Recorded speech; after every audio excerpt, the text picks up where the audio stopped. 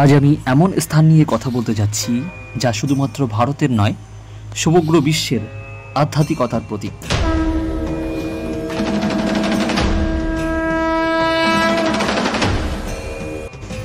কেদারনাথ হিমালয়ের কোলে সমুদ্রপৃষ্ঠ থেকে প্রায় ৩,৫৮৩ মিটার উচ্চতায় অবস্থিত এই পবিত্র স্থানটি ভগবান শিবের এক মহাপবিত্র জ্যোতির্লিঙ্গ হিসেবে পূজিত হয়।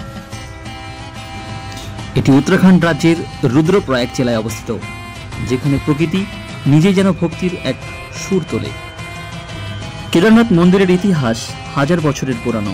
বলা হয়, মহাভারতের পর পাণ্ডবেরা নিজেদের পাপের প্রায়শ্চিত্ত করতে ভগবান শিবের সন্ধানে বের হন।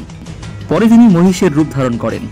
তারপর পাণ্ডবদের মধ্যে ভীম তাকে চিনে ফেলেন, আর সেই সময় শিব মাটির নিচে অদৃশ্য হয়ে যান। যেখানে শিবের পিঠের অংশ প্রকাশিত হয়েছিল, সেখানেই আজকের কেদারনাথ মন্দির দাঁড়িয়ে রয়েছে। মন্দিরটি প্রায় 12,000 বছর পুরনো বলে মনে করা হয়।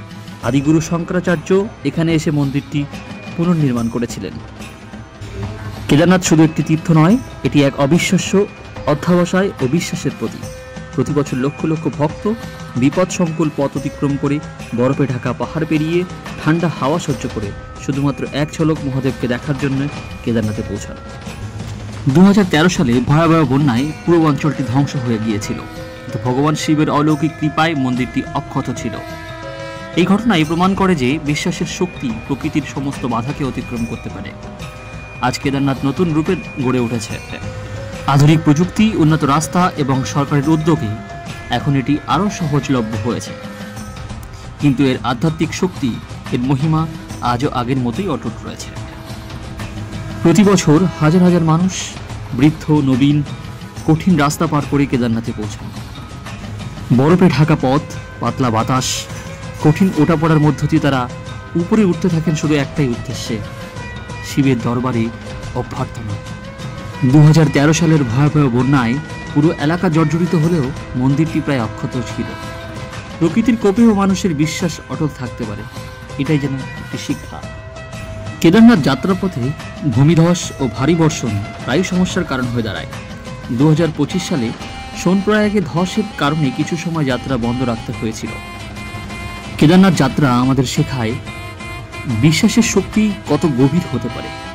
যাত্রা যত কঠিন হোক, আন্তরিকতা বিজয় করে, এবং আধ্যাত্মিক অনুভূতির জায়গায় প্রযুক্তি ও গঠনশৈলীকে নিয়ন্ত্রণে রাখাটাও জরুরি। আমাদের এই কেদারনাথ যাত্রা শুরু হয়েছিল হাওড়া থেকে, কিন্তু আমি হাওড়া থেকে কোনো ভিডিও ফুটেজ সংগ্রহ করিনি বা ভিডিও করার কোনো ইন্টেনশন আমার ছিল না।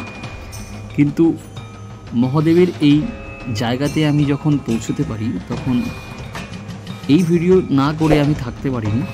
আমি রেগুলার কোনো ব্লগার নই বা কোনো রকম ডকুমেন্টারি তৈরিও আমি করি না, কিন্তু আমার মনে হলো যে এই ভিডিওটা করা উচিত। এই জন্য আমি এখান থেকে ভিডিওটা করেছি, সম্পূর্ণ নিজের ভালো লাগে। তো মহাদেবের ইচ্ছা ছিল যে এখান থেকে যদি আমি পারি তো অবশ্যই চেষ্টা করব একটা ব্লগ চ্যানেল দাঁড় করানো। এই যাত্রায় ভিডিওর শুরুতে আমি অনেক কিছু বলেছি, এবার নিজের বাস্তব যে অভিজ্ঞতাগুলো সেগুলো আমি শেয়ার করতে চাই। কেদারনাথ যাত্রা আমরা শুরু করেছিলাম সেদিন খুব সকাল 6:30টাতে আমরা যাত্রা শুরু করেছিলাম। যারা অনবরত হাঁটতে পারে তারা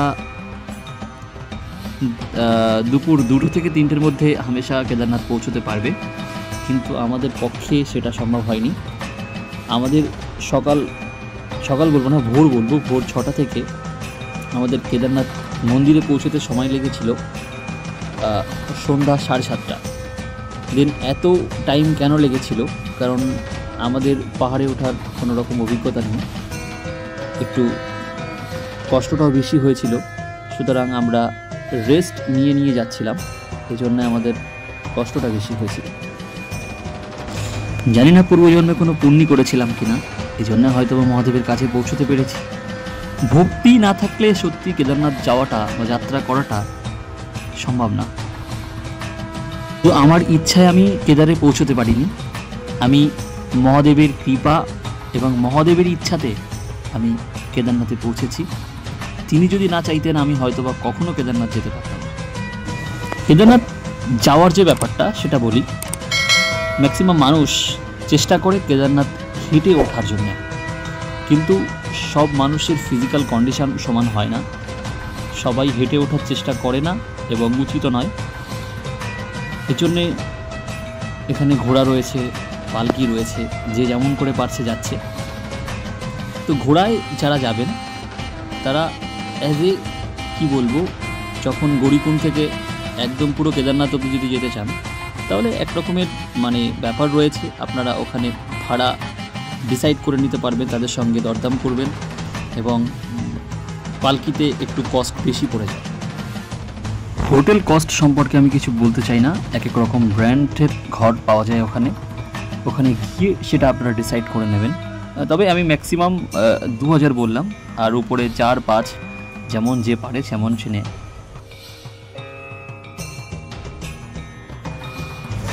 আসুন আমরা কেদারনাথ যাত্রা করার সময় শুধু দর্শনই না, আমাদের মানসিকতা ও আচরণ উভয়ই পবিত্র রাখি। শেষ কথা বলি, হর হর মহাদেব।